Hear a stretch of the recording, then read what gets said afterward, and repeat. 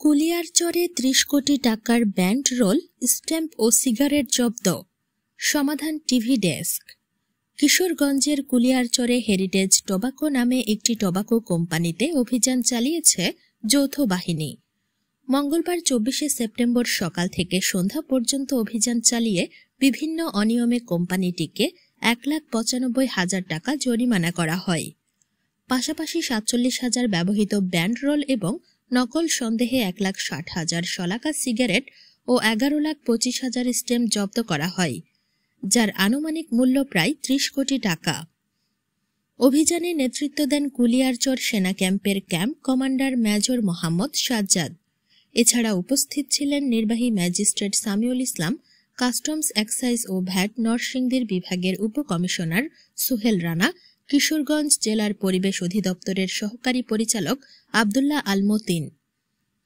যৌথ বাহিনী সূত্র জানায়, দুপুর থেকে হেরিটেজ টোবাকো কোম্পানিতে অভিযান শুরু হয়। অভিযানে নানা অনিয়ম দেখতে পায় যৌথ বাহিনী। বিশেষ করে জাল ব্যান্ডরোল ও ব্যবহার করা ব্যান্ডরোলের সন্ধান পাওয়া যায়। বড় ধরনের পরিবেশগত ত্রুটিও শনাক্ত হয়।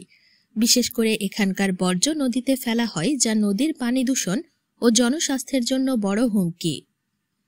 নরসিংদী ভ্যাট বিভাগের উপকমিশনার সোহেল রানা বলেন, অভিযানে ৪৭,০০০ ব্যবহৃত ব্যান্ডরোল এবং নকল সন্দেহে ১,৬০,০০০ শলাকা সিগারেট ও ১১,২৫,০০০ স্ট্যাম্প জব্দ করা হয়, যার আনুমানিক মূল্য প্রায় ৩০ কোটি টাকা।